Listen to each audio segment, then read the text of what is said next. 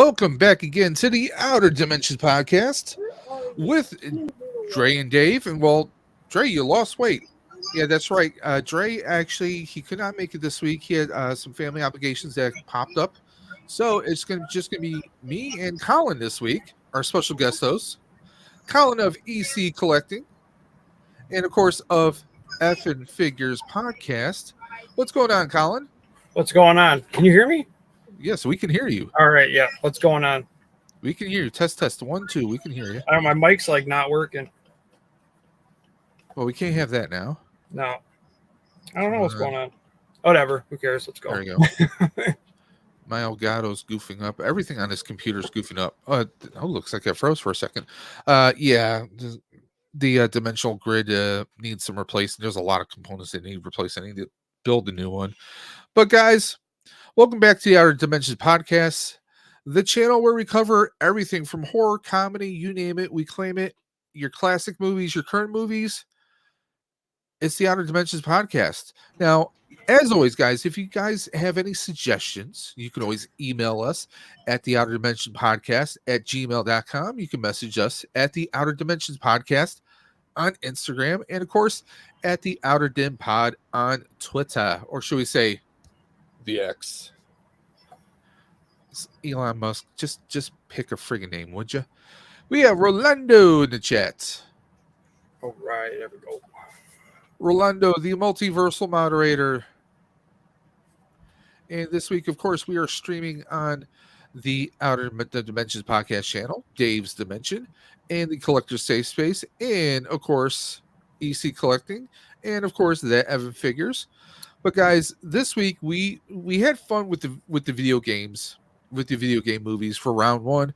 We decided, what the hell? Why not do round two? Let me just add that right in there. So there we go. We are not featuring all the movies that are shown in this thumbnail, so don't get too wild, guys. We're not doing a World of Warcraft. I still have not watched that movie, to be honest. Really? Yeah. I mean, I never really played the game to begin with, but also I heard a lot of mixed reviews when it did come out. We will be discussing Mortal Kombat, because you can see the OG Liu Kang and Scorpion right there. We are not doing Pikachu. Although I will say I did enjoy that movie, believe it or not. Ryan Reynolds was friggin' hilarious. I like that movie. I mean, Mila Jovovich. I mean, you know, any movie with her in it, I pretty much will watch. So, you know, because it's Mila Jovovich. And of course, the Tomb Raider movie, I did not see that either. I'm terrible. I'm a bad person. Dang, you need to get on it, man. You know, there's so many movies out there, but also I like rewatching stuff. I mean, you would laugh if you I have it in the other room. I was actually rewatching the old Buck Rogers TV show. As crazy as that sounds. Oh yeah. So we're gonna jump into our first movie. Excuse me, guys. Allergies. My eyes are just going crazy. Now, our first movie is, of course, Mortal Kombat. Now, when you hear Mortal Kombat, of course, we all know the video games. I mean, come on, who hasn't played the video games?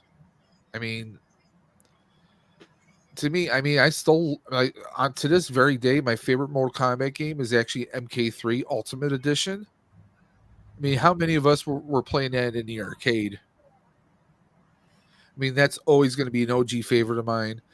I remember when the movie first came out, because I was in high school.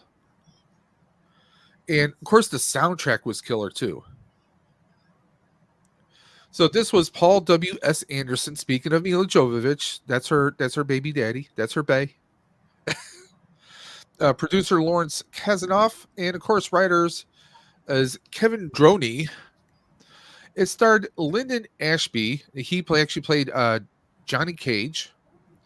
Kerry, I always mess up his Kerry Tagawa. Because I always mess up the middle, the hyphen name. He played Shang Tsung. To me, he was born to play Shang Tsung. Oh yeah. He's been in so many other movies as bad guys. I mean, Rising Sun with Sean Connery and Wesley Snipes. I mean, he's been in so many different things. He was born to play Shang Tsung, and I love the fact that he looks like old Shang Tsung right now because he's reprised the role in the more recent Mortal Kombat movies as well, or the video games, I should say. Of course, we got Robin Shou, Brigitte Wilson, who played, of course, Sonya. Talisa Sato, who played Soto, I should say. She played, I mean, she just, playing Katana and just, she was a Bond girl in, I think, The Living Daylights with Timothy Dalton. And of course, the Highlander himself playing Raiden, Christopher Lambert. I mean, I mean, it's kind of like a hodgepodge of fighters, you know? Let's take a look here. Now, Colin, were you a fan of this Oh movie? yeah, dude. This was one of those. I remember this was always one of those movies that was on like I don't know what station, like TNT or USA or something Oh back in yeah. the day. And I used to love when these would come on. And I mean, we all played the video game, so we knew the sound, like we knew. And there was before this came out, there was a Mortal Kombat album, and of course that featured this. It featured the typical Mortal Kombat theme in the movie in different parts. The was it Orbital was featured on the soundtrack. I mean, the soundtrack was just like, if you loved kind of industrial fixed with mixed with like electric music, this was like the album for you. I mean, this is like along the vein of, I want to say the soundtrack was pretty close, like if you ever saw the movie Hackers, which is around, I think that was 1995 too, I could be wrong, but it had that same kind of like electronic kind of fighting vibe. I mean, Oh this was just, I mean, this is like, other than like Super Mario and Double Dragon, like this was a home run when it came to action movies. Like the last time we talked about Street Fighter, me and Dre did. And I mean, not for nothing. I mean, this made people forget about Street Fighter. This was like, it was, they took the story from the video game, they stuck to it 100%. I mean, they got for that time, they got the best people to play each of the parts. I think Robin Shaw was Liu Kang, and after this, of course he did Mortal Kombat 2, but the only other movie I remember seeing him in afterwards, and I'm not trying to be funny or anything, was Beverly Hills Ninja with Chris Farley. He played Chris Farley's brother, you know. But I mean, yeah. like Christopher Lambert playing Raiden, I thought it was pretty good. I didn't like. I wasn't a big fan of the actor who played, or I should say, I wasn't a big fan of the portrayal of the actor who did Raiden in part two. Because I mean, obviously, Christopher Lambert was like, "Well, I'm not doing it again. Come on, no." Because I mean, it's freaking Highlander. I mean, he can do whatever he wants, you know. Uh, but I mean, like some of the special effects, like Goro was just really, you could tell he was all puppet. He was all puppet. I mean, you can tell that. But I mean, like, I mean, for the most part, the fighting was good. I mean, yeah, does the special effects really hold up now? Nah, not really. I mean, especially like when you see the little spear with the rope coming out of Scorpion's hand. I mean, Sub Zero's special effects were pretty good. I mean, I think some of those would hold up today for the most part.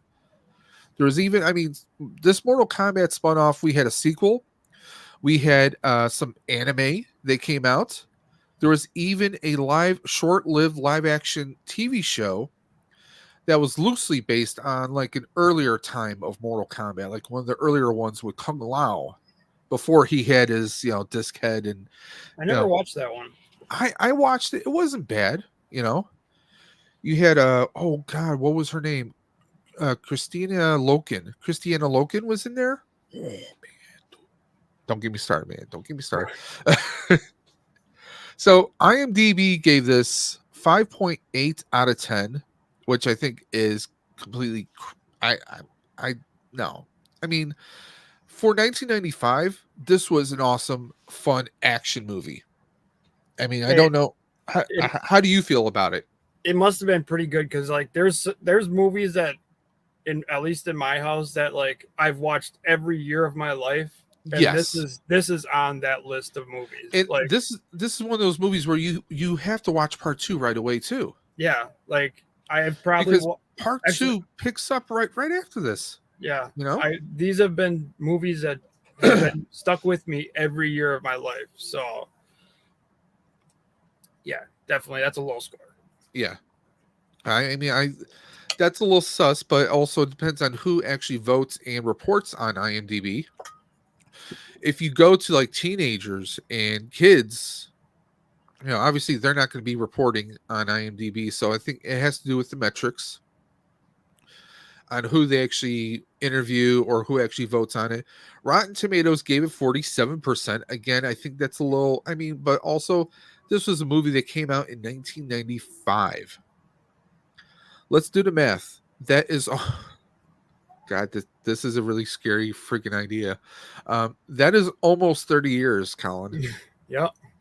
We're at what? 2024 is going to be 29. So we're at 28 years old. It's a 28-year-old movie. That's unbelievable. How freaking scary is that, bro? That's crazy. How old do you feel? Right. I'm like, I remember seeing this in the movie theaters. I was in high school, Man, I don't know. I've never heard anybody tell me that this movie's not good. I mean, compared to like Double Dragon and Street Fighter, for like fighting action movies. I mean, this is like comparing those. Okay, we mentioned Street Fighter, we mentioned Double Dragon. Now you mentioned Mortal Kombat. Mortal Kombat would be like Oscar worthy compared to those. Right. Am I wrong? I mean, it's like it's one of those, like it was like a jazzed up version of like Bloodsport. I mean, Bloodsport's a classic. Don't get me wrong. And I know me and Dre are going to review that sometime in the near future. I mean, there's so many different action fighting movies, but to make one out of this is probably one of the best fighting, I guess, adaption of video games when it comes to a fighting video game. This is probably one of the best ones ever. With the exception of the more recent Mortal Kombat that came out, because that was pretty good. Oh, but I love that one. That one was amazing. I like how they're kind of etching its own mythology. They're taking kind of the core material and they're making a left turn with it a little bit, but not in a bad way. So, but I mean, for the time, 1995, this was like, I mean, the special effects, was the acting top notch? No. I mean, like some of the actors, this wasn't like the biggest thing. I mean, come on, Christopher Lambert. I mean, his claim to fame, other than Greystoke Tarzan, was the Highlander movies, which for that character, he played it perfectly. Since then he's done a lot of movies where he's played bad guys. He's done some really bad sci-fi fantasy movies, like he did a sci-fi Beowulf. I think it was produced through Sci-Fi Channel, and you can find it on Amazon Prime. Yeah. Not the greatest, he did what was the one movie? Oh God, I'm blanking on it. It was like a high-tech prison movie, and he had to break out of it. But like he's done like a lot of B and C movies. And honestly, out of him and Carrie, those are like the two best known people from here. Because Lyndon Ashby, he's appeared in like there's a cop show in the late 90s on USA Network called Silk Stockings. He appeared on and off in that. He's appeared in a few other like cop and action shows, like really small parts. He really he hasn't started anything completely on his own. He's one of those background kind of characters. Bridget Wilson, she's appeared in a few movies. I think she even appeared in Last Action Hero, but I could be wrong. Well, let's see what the reviewers said about this. Reviewers praised its atmosphere, fighting sequences, production values, and visuals. However, its PG-13 rating, and to a lesser extent, the performances and writing were criticized. Lisa Schwarzbaum of Entertainment Weekly called Mortal Kombat's a contentedly empty-headed extended advertisement for the joy of joypads, filmed in cheesily ornate cinema de Hong Kong style, and two noted how it is notably free of blood and gore.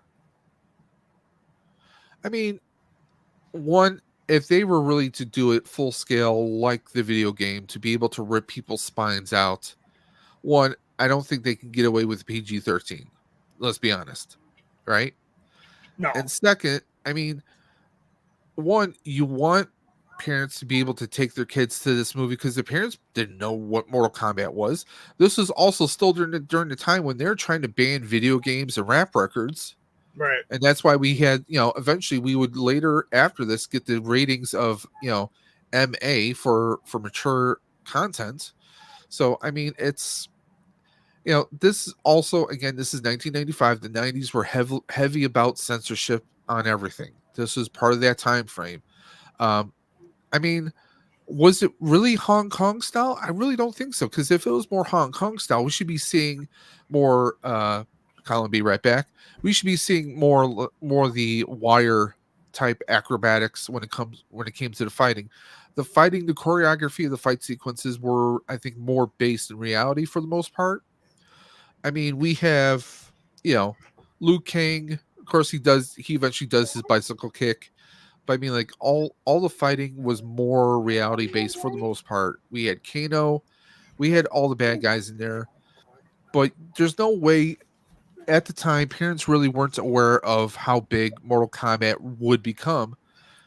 And honestly, would your atypical parent of the 90s take their 12-year-old, their 13-year-old to a movie where that there was going to be blood and bodies ripped apart? I mean, me, Colin, you and I, let's be honest, we would love to see that. We would love to see the major fatalities. We would love to see all that stuff. We didn't get that. I would love to see the Predator rip this whole spine out. Oh yeah, dude. Like Kung Lao appearing and doing the little buzzsaw maneuvers. Yeah. Or people's skeletons being ripped apart, or like have Scorpion set somebody on fire and then you just see like the bones and then they collapse. And we want Boone Tobias to stick out his head and say toasty. I mean, they could have cheesed it up. They really could have. But also, I mean, they were smart about it, I think. Personally, I think they were smart as hell. I mean, they gave us Johnny Cage doing his nut punch. His leg split in a nut punch. I mean, we had some iconic scenes in there, and I think they did great. I mean, they gave us Outworld. We saw them go into Outworld to venture, which was something we wouldn't see until what, the third or fourth Mortal Kombat game, when they had the storylines. They had Sub-Zero Mythology, where we would see adventures like an actual storyline go. Because I mean, the original Mortal Kombat, we just knew that these were a bunch of fighters, and they had to, they had to win to stay alive. But I mean, personally, for the time, I give this an 8 out of 10. Yeah, I would say it's much higher than 5.8. Yeah, and I would still sit there and watch this right now. I still watch this. I mean, we had Reptile, we had Scorpion. I mean, we had so many in here. I mean, we didn't get Melina, but I mean, even Shao Kahn and Shang Tsung. I mean, Shang Tsung was just a great bad guy in here. So we're going to go ahead and move on to the next one, which of course everybody should see this one. Doom. Doom, this is going to be an interesting one. Now we jump 10 years from 1995 to 2005, October 31st, 2005. And this is produced by John Wells and of course Lorenzo de Bonaventura, which you should recognize that name with like Transformers and so many other films out there. Written by David Callahan, and also starring Carl. I'm surprised they went with starring Carl Urban then Dwayne Johnson, The Rock, because really this is kind of touted as The Rock, because Carl Urban was still kind of, I don't know, he was still just emerging. Because I think before this, he really didn't appear in a whole lot of stuff, unless you count the Hercules and Xena TV show filmed in New Zealand. Uh, he was a regular actor on those shows, but he kept playing different characters. So he was still kind of up and coming. This was before the Star Trek movies. I think this might have been just around this time of Star Trek. So this was like when he was just bursting out. I mean, we get Carl Urban and Dwayne Johnson. I mean, they are soldiers. If you haven't seen the video game or seen this movie, think in a not too distant future, they are an elite squad. They're part of an elite squad that is called to a top secret laboratory where there is a portal to an identical portal on Mars, and something has gone awry at the research facility. I mean, it's your atypical video game setup, or it's your atypical Resident Evil Aliens type setup right there. I mean, I can't think of anyone who's played a video game that has not heard of Doom. I mean, in one shape or another, everyone's heard of Doom. If you haven't played it, you've at least heard of it. I mean, it's right up there with Diablo, with Wolfenstein. I mean, this is video game royalty. Yeah, this used to be a big one, Oh yeah, I mean, I remember there were people making people like in the earliest days when these games first came out. People were modifying these games. It was like Quake, Diablo, and Doom were like the big ones that they would modify. Like if you wanted to have a Predator in Doom, you could do that. There's a lot of people who made custom levels, and this was a big thing. The budget was $70 million. Box office, it only made $59 million. So yeah, it did not make its money back, but I would say probably in DVD sales, it probably did. Because we just had the box office here, and these are U.S. box offices. I mean, the thing was also, I think this was a little bit before. This might have been before Resident Evil. So I mean, is it fair to say they really weren't doing a whole lot of marketing on this, if I recall correctly, And The Rock this is like, I think The Rock's maybe third film or something like that. Yeah, this was early for him. Yeah, this was pretty early on for him. Of course, let me just move us off to the side so I can read the little notes here. Based on video game of franchise by ID Software, of course. So let's get back over. I was always a Quake person, so I never really got into Doom. Yeah, I mean, I go back to like the Wolfenstein days. I mean, honestly, like I wish a lot of the games from the 90s and early 2000s were still playable.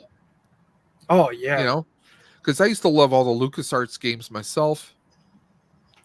Okay, so again, IMDb records 5.2. I will say that this is probably a little bit more justified than Mortal Kombat. Yeah. This movie didn't do it for me, really. Like, I don't know. I think, although honestly, I would have loved if they gave us a little bit more of an extended intro into Carl Urban's character of Reaper. If they would have give us a glimpse to what happened to the parents originally years ago, give us a little bit more substance to the story. I didn't really care for the like first person view either. Like, well, I now Colin is referring to, there's a scene where Carl Urban has to save his sister. And he, obviously he's got to fight his way through this facility that's filled with all these creatures, without spoiling it for you. And what they do is they strategically did this setup so that you can go from where he is, where you see him, to being the first person with the gun, because that was the homage, that was kind of the throwback to those who were fans of Doom.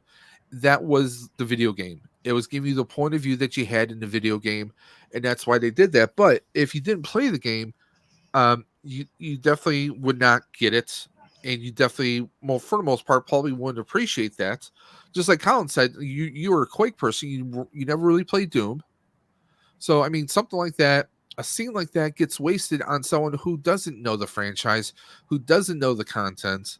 So yeah, it misses its mark. You know, that's why I think like if they would have gave us a little bit more story in the beginning. Hey, we got Mega Demon Collects in the chat. Oh, what's up, Thank buddy? you for popping in, Mega Demon. We're talking video game movies again, round two. But yeah, I think anyone who's the uninitiated, maybe give them a little bit more background story, you know, because otherwise, this movie plays like a higher production value of a Sci-Fi Channel Saturday night movie. Let's be Yeah. honest. Okay. I would love to see a new Doom movie. Yeah, I would love like if they give did us a remake. I mean, let's be honest. They could easily do a remake right now. Because I mean, hell, was it not Sci-Fi, but Peacock, which is Universal and which is the owners of Sci-Fi Channel, they're remaking Battlestar Galactica again, a new show, and that show premiered in the early 2000s, early to mid, I think mid to late 2000s actually. Isn't there So I mean, multiple shows too? yes, yeah. Yeah. There was one in the 70s, and then there was one in the early 80s called Galactica 1980s. And then, of course, they did the recent one, which was like early 2000s, and that one to me is a friggin' masterpiece of a show. Is it?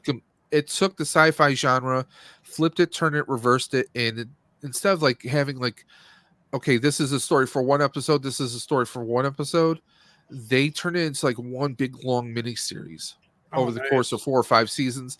And I mean, they had Edward James Olmos on there. They had so many great actors in there, and you're trying to guess who is a good guy and who's a bad guy, and it kept you friggin' guessing the entire time. You're like, where the hell is this? This is so weird and insane. Where is this going? And it would sink you in. But I mean, the thing with Doom, though, like I said, you introduce Reaper. He doesn't want to go back necessarily, but then he finds out his sister's there, and there's like, well, we want to know. As a person, I'm kind of like, well, I want to know. I want to see, well, what was so bad that Reaper goes and becomes a soldier.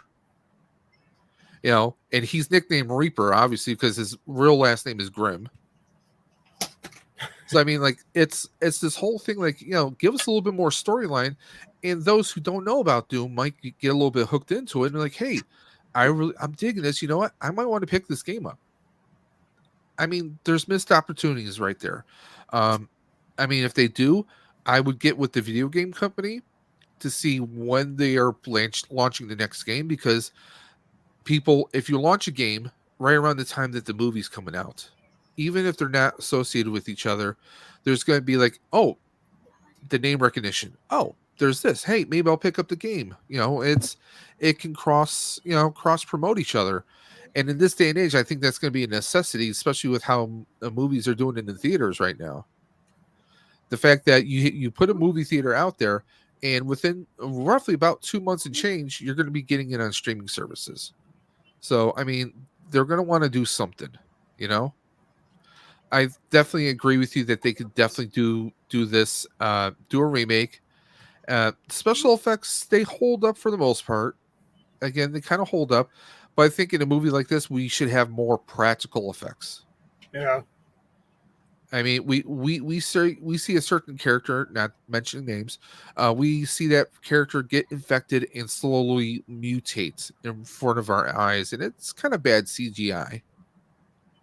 I mean, some of the fight sequences towards the end, Dwayne Johnson, and obviously he's doing a lot of his wrestling moves. This is before he really struck it big. I mean, this is probably around the time frame of maybe, I would say Walking Tall / this is probably after Walking Tall, because he looked like he bulked up a little bit more. And God, what's the other movie I'm thinking of? Like his Scorpion King movies. So I mean, it's around that time frame. To me, I mean, Carl Urban was definitely, there could have been a little bit more substance, a little bit more acting. I mean, he's a better actor now. Oh, I mean, I love frig- Carl Urban now. friggin' Billy Butcher and and Judge Dredd. I mean, I even liked him in Red with Bruce Willis, Morgan Freeman. Um, so let's take a look at this. Rotten Tomatoes only 18%. Roger Ebert says Doom is like some kid came over and is using your computer and won't let you play.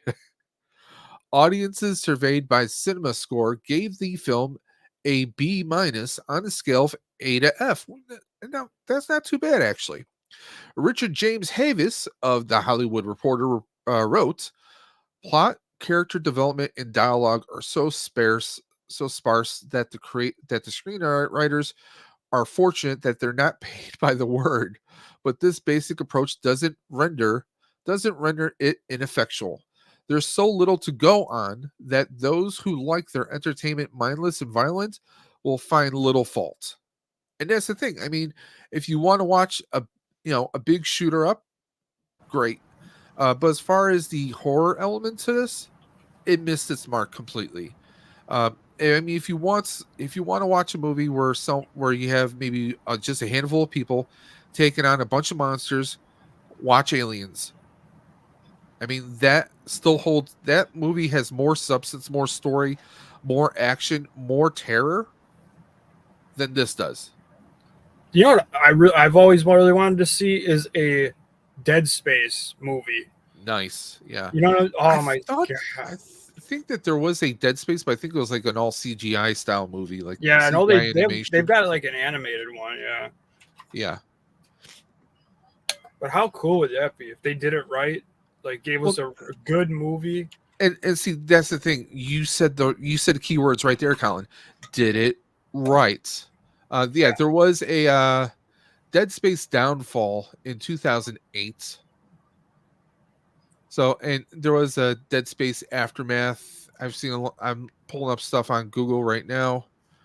The cast of actors Bruce Boxleitner was actually in there. Okay. Kevin Michael Richardson. That's who I was trying to think of when we were talking about Mortal Kombat. He did the voice of Goro. Kevin Michael Richardson. He's done so many different voices and people over the years. But yeah, this is a movie that they could easily remake and give us a little bit more story. And the thing is, honestly, you're watching this, and this could be taking place at a laboratory here on Earth. You didn't really get a whole space element to it because they're underground. You don't see anything. Now, if they had it where you're going through some of the catacombs of Mars, I mean, hell, Ghosts of Mars gives you more of a horror element than this movie does. Right. You know, and let's be honest, if you ever saw the movie Ghosts of Mars starring Ice Cube, Natasha Henstridge, it's not the greatest movie in the world. But it's an action movie, and I mean, it's Ice Cube. Ice Cube's down for anything, you know. And when I say Ice Cube's down for anything, he is touring with the Red Hot Chili Peppers next year in 2024. I was reading this, I was like, "What the hell?"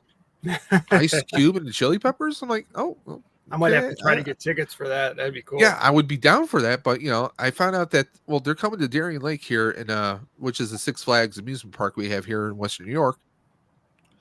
But I found out that Ice Cube will not be he will not be a part of that stop in the tour. I'm like, well, I mean, the Peppers alone, but they're going to charge up the Yin Yang for that. I'm like, nah, I'm good. Yeah, but the whole thing would be to see the Peppers and Ice Cube.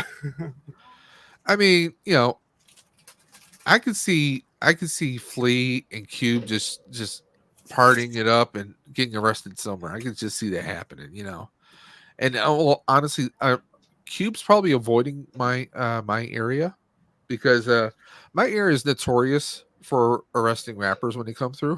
Oh, probably. Especially in Cheektowaga, New York, man. They once arrested DMX and held him for a couple of days. Oh wow. Marijuana.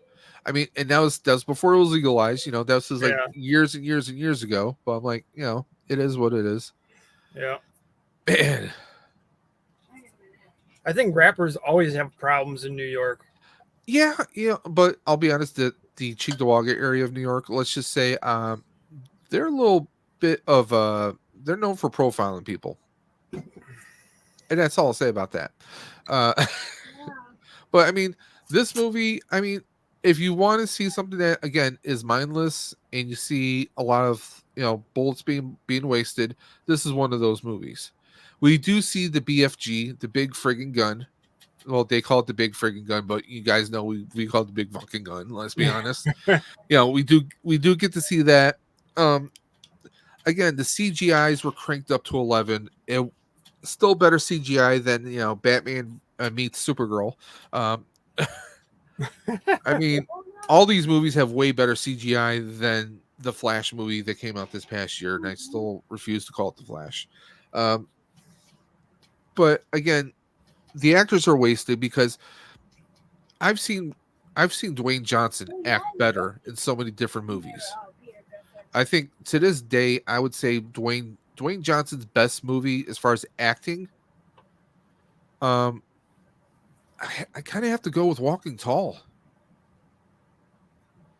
because I mean, it was one I knew it was a remake and a true story, but he wasn't like superhuman. He wasn't like he wasn't like Hobbs and Shaw. He wasn't like someone who's jacked up on training. He was just someone who came home from the military to a sleepy little, lumber town that was on its last leg, and he faces a lot of adversity. He gets tortured and beat to death, and he just I like him in that Snitch movie too.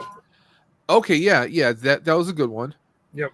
But I mean, like as far as like acting, like not just like his physical prowess, acting. I would say that, or if you ever saw the TV show Ballers, I've seen which is Ballers. also loosely based on an actual person. Yep. I think those two are probably some of his best acting.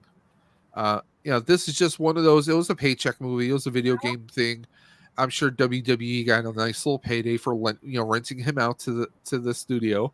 Yeah, I think at this time too, they were kind of using the whole Rock thing, like, Yeah, The Rock.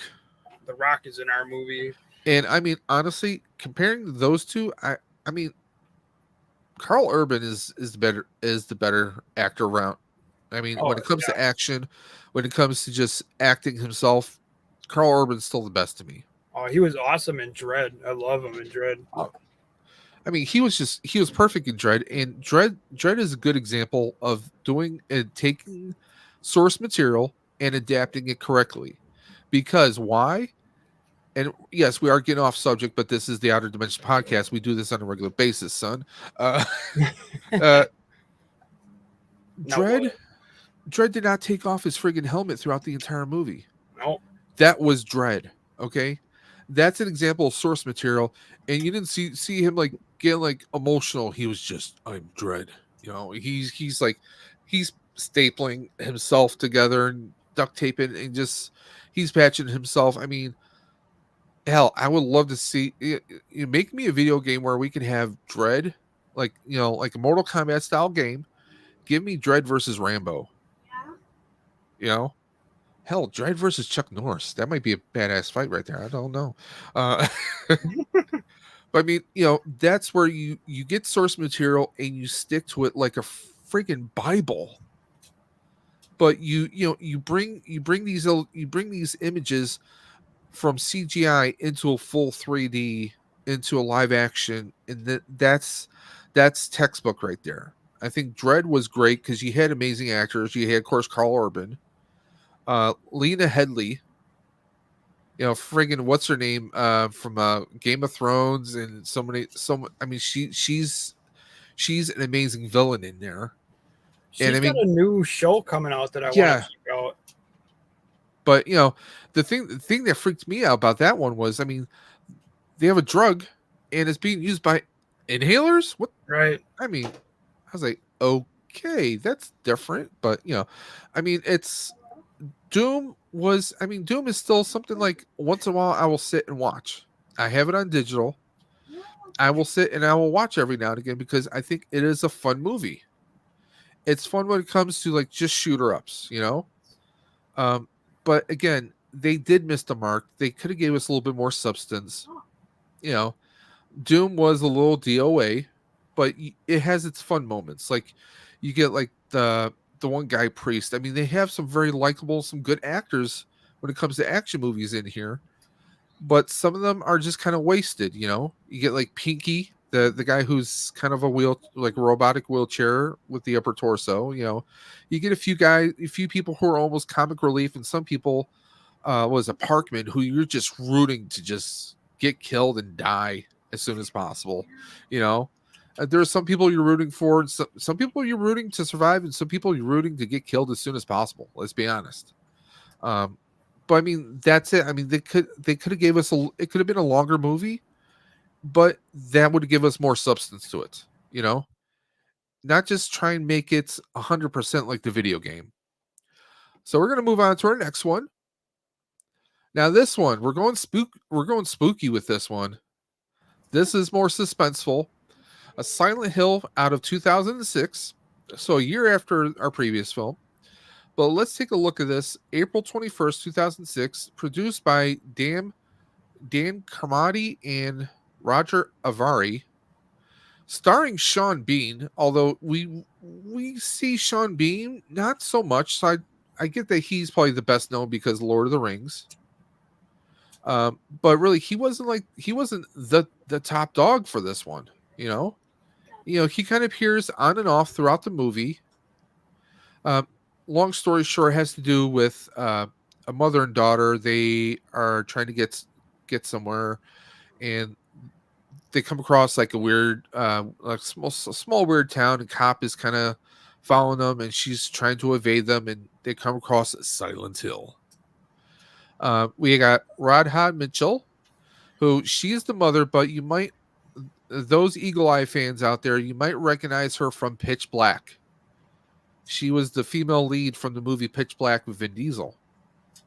Laurie Holden and Kim Coates are in here. Budget was $50 million, and it doubled that $100.6 million. This was 126 minutes long, based on video game franchise by Konami. And let's be honest, Konami had a lot of great games back in the day, man. Oh yeah. I mean, we all played those games back in the day. I mean, they made so many different Nintendo games, it wasn't even funny. It has a sequel that was released in 2012. I haven't seen that one. I should check that out. Yeah, there is another film that was announced in 2020 and is in development. Now it's 2023, so obviously 2020 was around COVID, so that could be maybe why it was stalled. Who knows? I don't know. So IMDb 6.5 out of 10, which is so far is one of our highest scores right now. So of the movies we're featuring tonight so far, this is the highest score out of IMDb. One of the lower, this is middle, I'd say 33% with Rotten Tomatoes. Now, Colin, what were your thoughts about this movie? I really like this movie. It's got one of those endings where you're like, oh no, like yeah, it's kind of like I don't want to say it's almost like, damn it, you want everything to be resolved. You want her to get, you're rooting for her to get out, and yeah, it's what Colin's alluding to is it's one of those where you think that they're finally getting to where they need to get to, but then something happens. That's all I'm going to say about it. We're not going to spoil it. Now, honestly, I never played the video game. Okay, I saw this in the theaters when the movie came out because I thought it looked kind of spooky, kind of freaky. I didn't even know it was a video game adaptation until years later. I mean, this is easily it is a great kind of freaky ass movie. If you want something that is going to keep you puzzled, but also freaky and kind of like scared and give you that suspense element of one, would you be able to survive all this craziness that her and her daughter are going through? And two, will they survive? It keeps you guessing. I mean, it is a very entertaining movie to me. Now, CBR, which obviously we know is comic book reporting, wrote Silent Hill 2006 was not the first video game adaptation that ever made it to the screen, but it's arguably the best one. And I think, arguments can be made. I think this is a good movie. I think I mean, would I say it's the best one? I mean, this is one that when you find out it's a video game, you're like, wait a minute, it was? Because it makes you want to go back and be able to find it digitally and play it for yourself now. You know? I mean, this is something like it kind of blows your mind that this is a video game because this could have just been a horror movie all onto itself. Yeah. And it's a shame that we didn't get. I mean, it made double its money. They should have, okay, we need to accelerate a sequel and get the sequel out as soon as possible. We should be expanding onto it. I mean, hell, they could have adapted this into a TV show. Tell me I'm wrong with that. I mean, come on. I would love to see something like that. I But- think it'd be a good series because there's Yeah. so much mystery and I mean, hell, they got a friggin' Chucky series. yeah. I think this would work good as a series, honestly. I mean, you could do Silent Hill as a series, and each season it could be like a different family or a different person that stumbles across Silent Hill.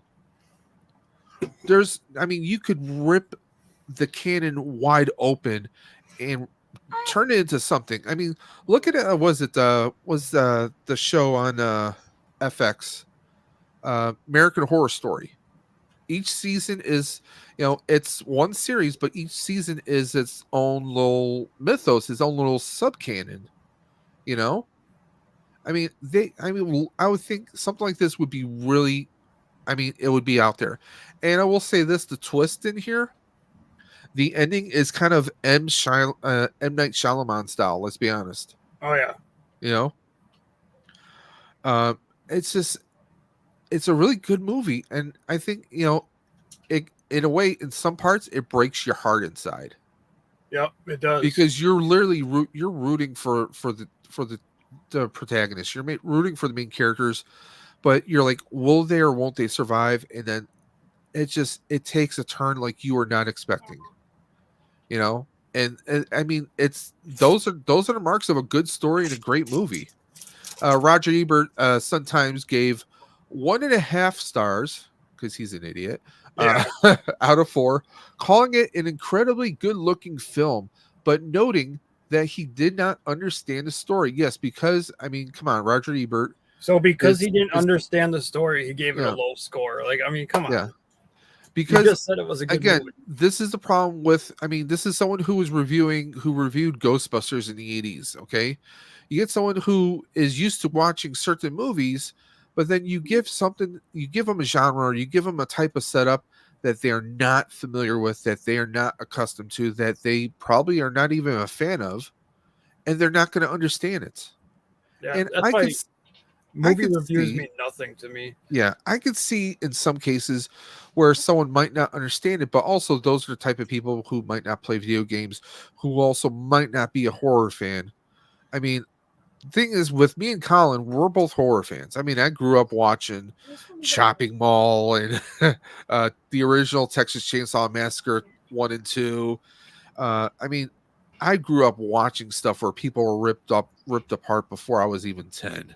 Okay, so I grew up loving horror movies, but blood and gore is one thing, but the suspense and the twisted is something even better. I mean, that's why, like, when Saw came out, that flipped the whole horror genre on its side, because not only was it kind of gory, it was twisted. You get something that's twisted and it's freaking you the hell out, and it makes you question, could you survive? Could you come out through this? And I definitely would have loved a direct sequel directly from this, continuing the story, trying, like, the husband trying to figure out answers I see you. the entire time. I mean, there's a lot of misses on here. Let's see, what else did he say here? Did not understand and criticizing, although the movie characters are pausing in order to offer arcane backstories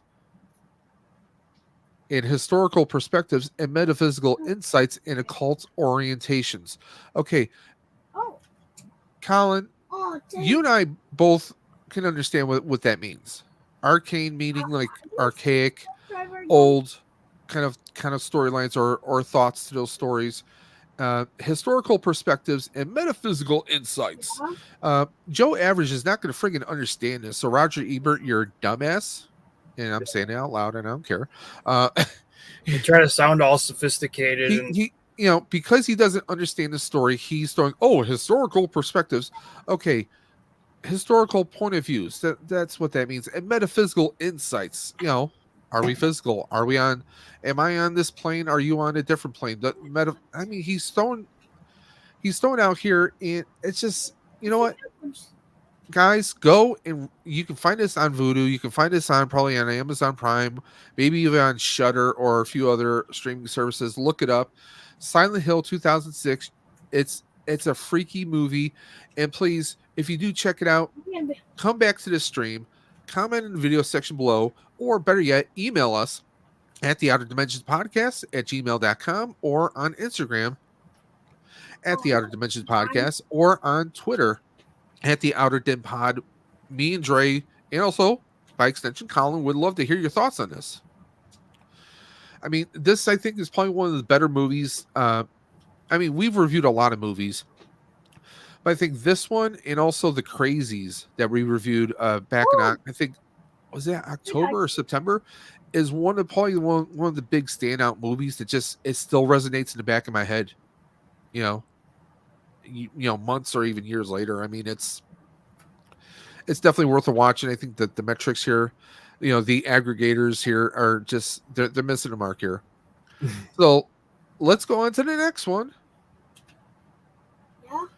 Uncharted. Okay, Colin, what are your thoughts on Uncharted? Okay, well, I loved Uncharted the game. Like, I remember the first time I played it, dude, I was hooked like instantly. So I was really excited for this movie.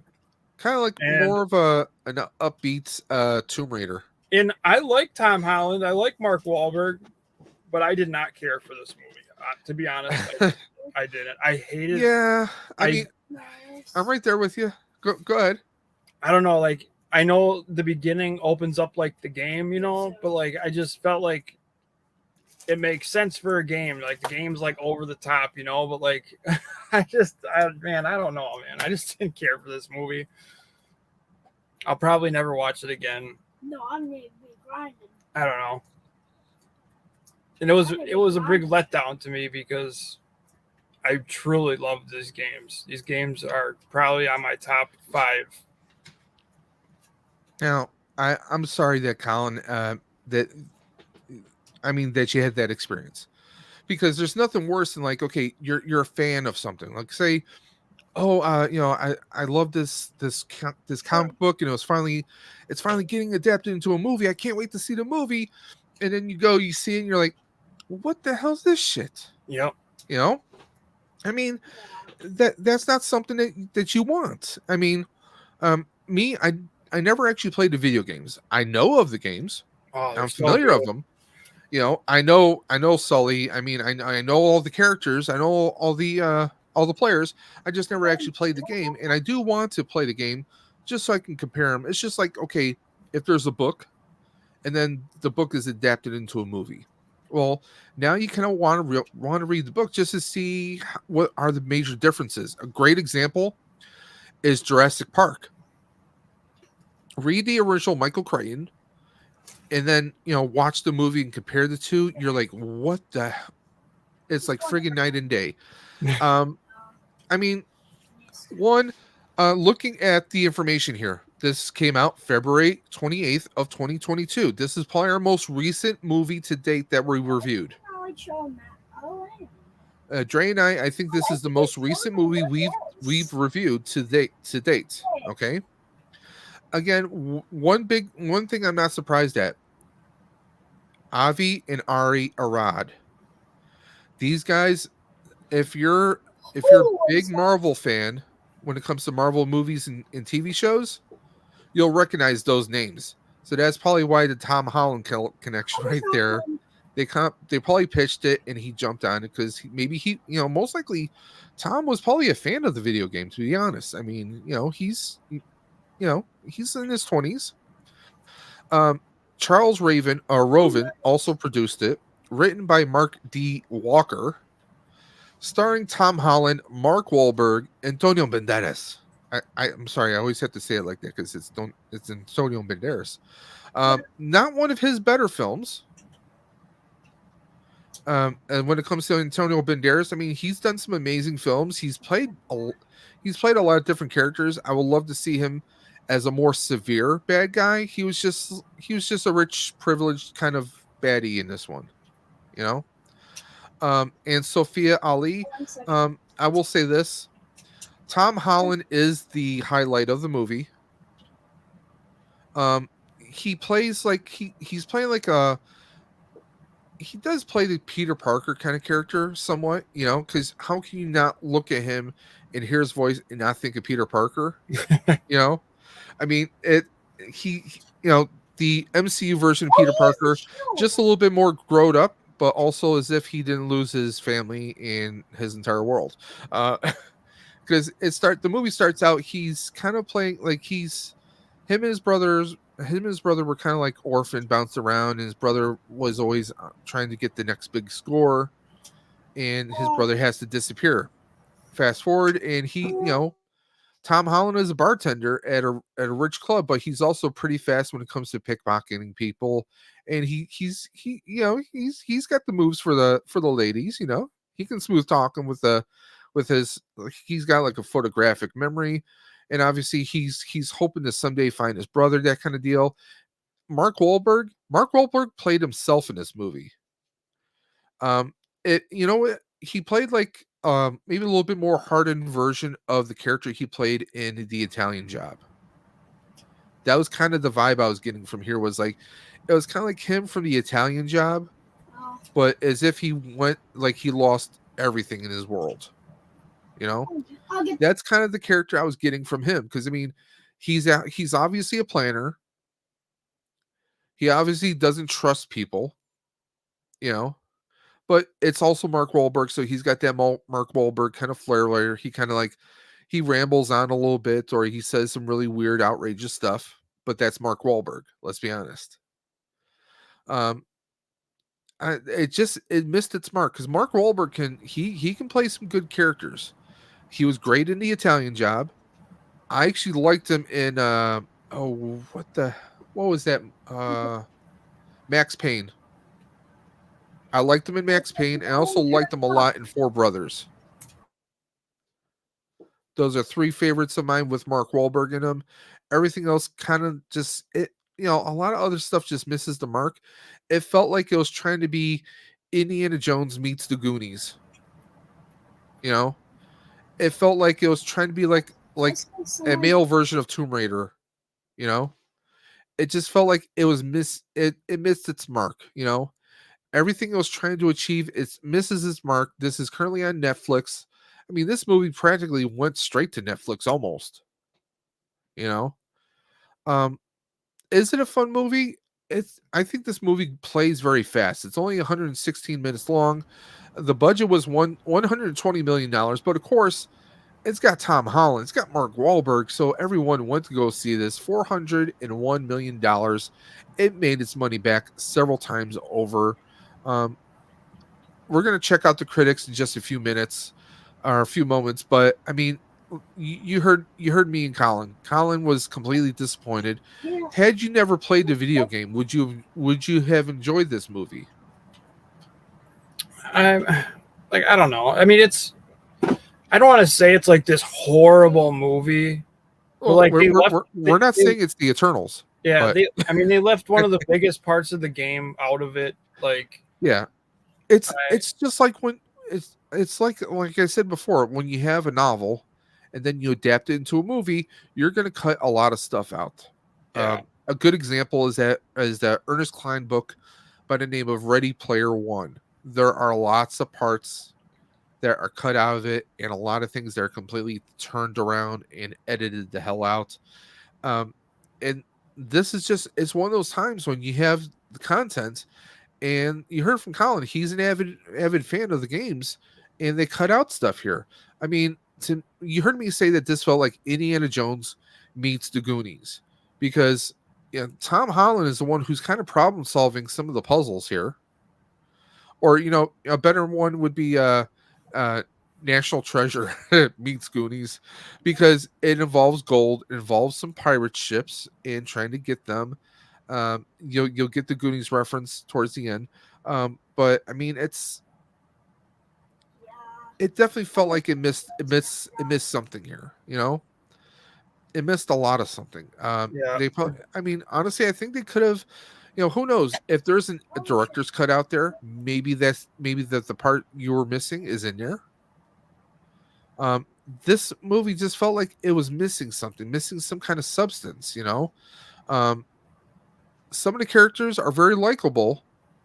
Like, I mean, you could see, Mark Wahlberg is obviously becoming the surrogate brother to Tom Holland. And by the way, if anyone out there does watch this, there's a mid-credit scene, guys. Don't miss out. Actually, there's two mid-credit scenes actually. Are they doing a sequel to this? Let me take a look there. We'll get a quick answer. Uncharted sequel movie.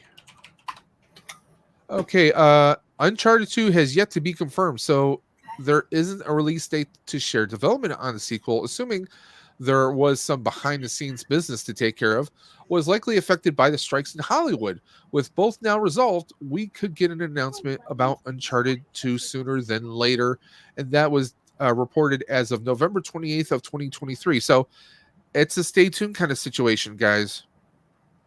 So that's where we're at with that. Aggregator information. We have IMDb gave it 6.3 out of 10. Rotten Tomatoes gave it 40%. Owen Gleiberman of Variety found the film watchable in a thin Raiders of the Lost arc, or Raiders of the Lost, National Treasure, and Fast and Furious Caribbean way. So, what do we say? We said it was kind of Raiders of the Lost Ark, and we got National Treasure mentioned, and a little Fast and Furious and like Pirates of the Caribbean kind of vibes. Reviewing for the Wrap, Todd Gilchrist also praised Holland's performance, citing undeniable charisma and sincerity that makes him tirelessly likable. I mean, let's be honest. We could throw Tom Holland in any movie, and I mean, he's just someone you're naturally kind of gravitating towards. I can't disagree that Tom Holland that he doesn't have charisma. He does, but I think part of my problem is, like I said, he vibes that Peter Parker character that he's been doing for the past 4 or 5 years now. I mean, he's done what? He's played Peter Parker 6 times. Civil War, Endgame 1 and 2, and then the 3 Spider-Man movies. I mean, that's 6 films right there. So he's played Peter Parker 6 times already. And I mean, it's kind of hard when you see someone do a character for so long. It's kind of hard to see them outside of that character. He does play, like I said, a little bit more upbeat version of that Peter Parker character. Like he is very smart. He's very clever. I definitely, honestly, I would like to see where this goes. I would like to see his character develop, but I also want to see Tom Holland do some other type of roles. Like, I think he could be hilarious in a comedy, like just like a straight up comedy. I think he has potential with that right there. But would I like to see a sequel? Yes, I would. And speaking of seeing things, we got Nerd Affiliated. Hey, Archer of Nerd Affiliated. And if you guys, anyone who's watching or listening to this podcast, if you love movies, you love entertainment news, definitely check out Nerd Affiliated on YouTube. And you can also find him on Kick. Nerd Affiliated is Hey Archer, Ramblin' Nerd Anthony, and also Sal.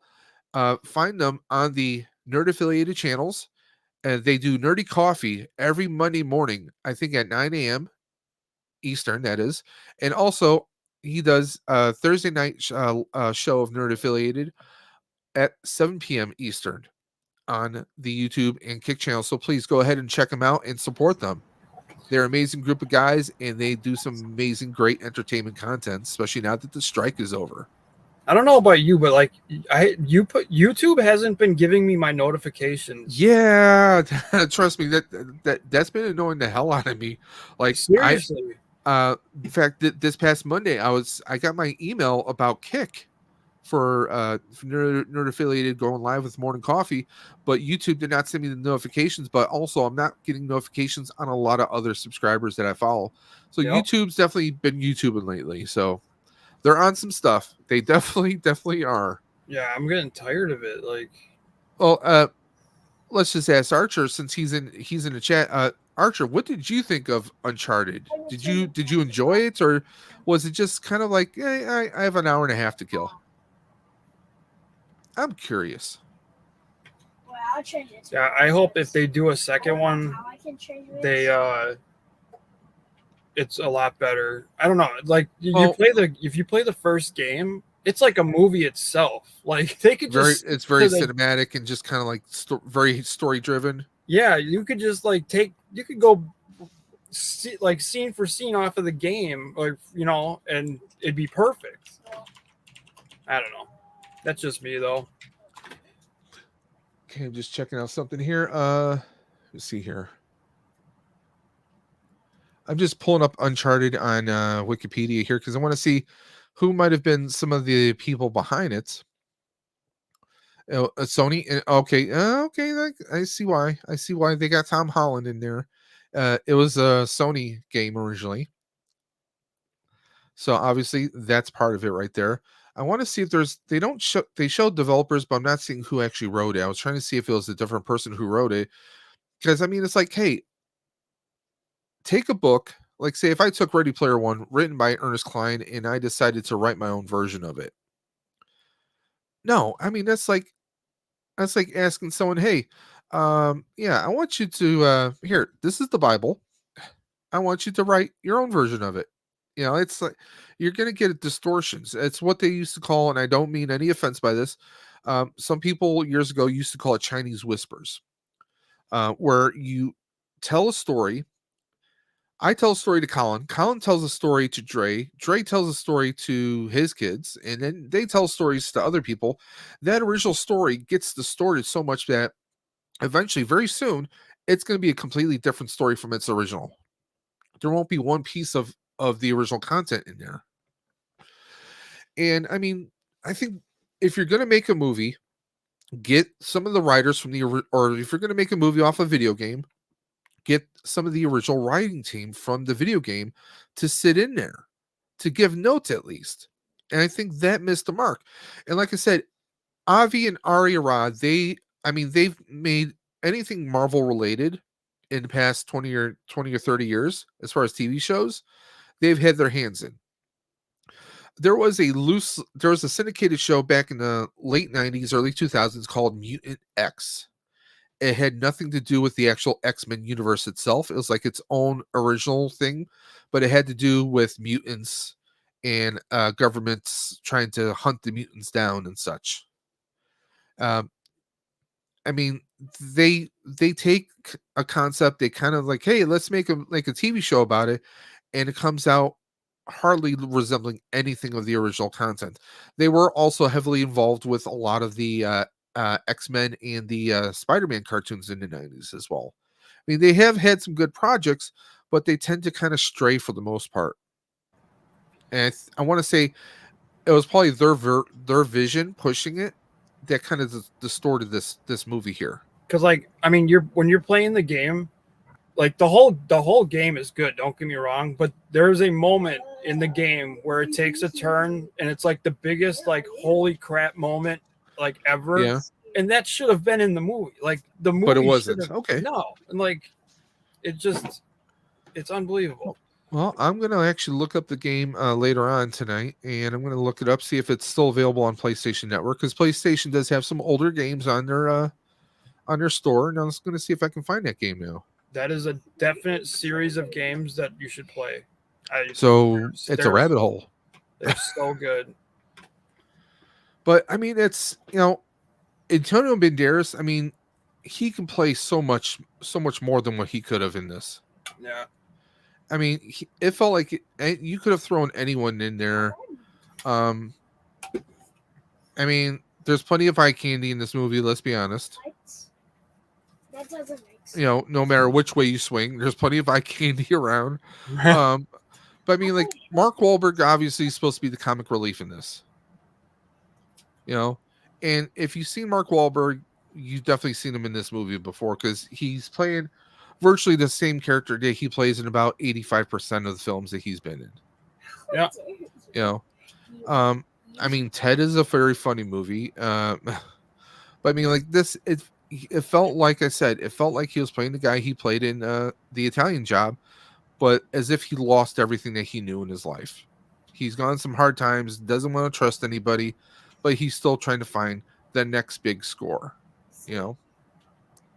But I mean, it's I mean, I enjoy the movie, but the movie plays very fast. It seems like it goes very fast, which isn't bad. But sometimes you want more story, you want more of what's going on, and the two mid credit scenes they definitely give that to you. They're like, hey, it makes you want to know more, Is that supposed to be a meme from you know. SpongeBob?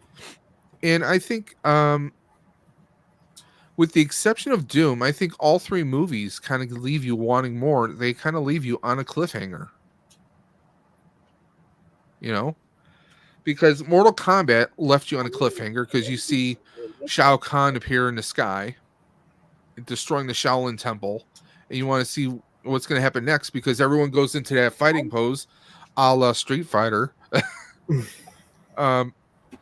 Silent Hill, it leaves you on a bit of a cliffhanger. Like, what happens next? We're not going to say what happens at the end, but it does leave opening like, well, what happens now? And this one, it with the mid-credit scenes I just briefly mentioned that we are not giving you details on because you can watch it for yourself. It kind of leaves you wanting more because just like they said in the review, Tom Holland is undeniably undeniable charisma and sincerity that makes him tirelessly likable because you do root for Tom Holland. He's going to be that person that you're going to root for a long time to come, unless he plays a really jerk of a character in a future project of some kind that will tick people off, like he punts a puppy or something. I don't know. He's going to be someone you're going to want to root for, but also that when he does something, he's a fan of it. I mean, that's why he's like recently there's been loose reports, unconfirmed, that Tom Holland said that he won't reprise the character of Spider-Man unless unless it's a story that helps develop the character even more. And that's a fan right there. That's not someone who's like, hey, yeah, I want to wear the suit again. Give me a paycheck. No, he's, that's not him. He's a fan. He cares about, what he's been a part of building, world building when it comes. I mean, and he's done an amazing job. And you kind of see him doing that with this. I mean, like the amount of training that he had to go into just to play the bartender stuff, because some of the bartending moves he does in this film in the beginning, it's like, dude, what was this, like Cocktail Part 2? Like do a remake of Cocktail with Tom Holland. There you go. Tom Cruise can play the elder bartender that takes him under his wing. Make it happen. Come on. Sony, Warner Brothers, whoever's out there, make that happen. Make it happen. Probably already in the works. Oh, God. Since I said it, the satellite zoomed in. Right. Tom Cruise and his Scientology, they're all over me right now. They're trying to zero in on me. I got my proton pack here. I'll just blast them away. Right. But I mean, it's it's one of those things where he's a fan. Okay. Obviously, Mark Wahlberg, I'm sure this was probably a paycheck for him. They're like, hey, let's find someone likable. You know what? They look like they could be kind of like almost distant brothers or like an uncle to him. Like, hey, yeah, let's do that. By the way, we did get a very cool cameo in here. The scene when Tom Holland and his female partner climb onto the beach out of the water. The person says, "Oh, what happened to you two?" That's the voice. That's the voice from the video game. So I'm like, okay, that's cool. Yeah, because I'm like, it's nice when you get someone from the original content, whether it's the writer, the creator, or just someone who's a voice actor. You give them a little cameo. Oh yeah, definitely. A kind of blink and you'll miss it kind of vibe. So I mean, that was cool, and it's an enjoyable movie. It's an okay movie. It's not terrible, but I mean, some of the stuff is kind of predictable. But I mean, you can see that Tom Holland went through a lot of training for this. I mean, like obviously he's not really, clinging to a car while it's being dropped out of a cargo plane, but they do a damn good job. I mean, he has a lot of physical work himself. I mean, he's a bit of a gymnast himself. I mean, a lot of stuff that he can do is very I practical. can let you go. But the coordination stuff that he was doing at the bar was just like, I'm like, oh, that's kind of crazy. Like to be that good, that's that's a little bit of commitment right there. Um, Final thoughts. I mean, do you want to see a sequel? Oh, I mean, yeah, I would love to if they make a sequel. I'd be curious to see if it's better because if I remember right when this came out, I think there was a lot of people that kind of had the same reaction as me. I think this is one of those cases where like if you were a fan of the games and you played the games, the movie doesn't do it for you. Yeah. And here we got T3 Collects saying can't talk straight. Uncharted wasn't bad, but it wasn't great. Yeah, it's just it missed its mark. I mean, it definitely felt like it was missing something, or for all we know, that there's a director's cut that had more content in there, or different or alternate scenes that might have helped the story and the film itself in its entirety. But I mean, it definitely feels like some things were missing or some things were off, and for all we know, they're left on the cutting room floor. For all that we know.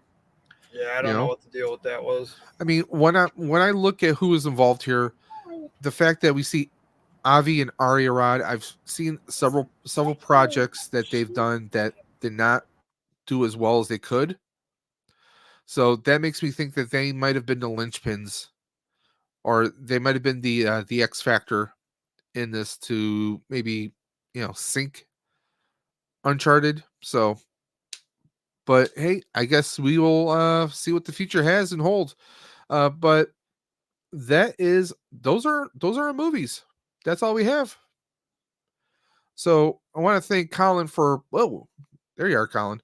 I want to thank Colin from EC Collecting and of course F and Figures podcast for coming through and subbing in for Dre today. Yeah, we kind of breezed through those movies today. We had 4 movies and we battled right through them. Honestly, I still think Mortal Kombat, the OG, the original 1995 is a fun movie to watch. In fact, I'm going to look for it tonight so I can watch it again. I mean, is it the greatest? No. But what movie is? Name one movie that's perfectly flawless from. And Mortal Kombat is a classic, man. It's a classic. Classic. Doom. If you want to waste some time, you just want to see something that's mindless and doesn't quite make 100% sense. There you go. That's one of those. If it's on, or if I see it on one of like the streaming services, I might I'll click on it. I might throw it on. But I mean, definitely, like Colin said, I think it's ripe for a remake. Yeah. It's ripe for a remake. I know that there's been an animated version of it, a CGI version, but I mean, come on, it's 2023, going on 24. Let's give some new life. Let's do it right. Take our time, do it right. Get some of the original developers or some of the original writers for Doom and bring them in.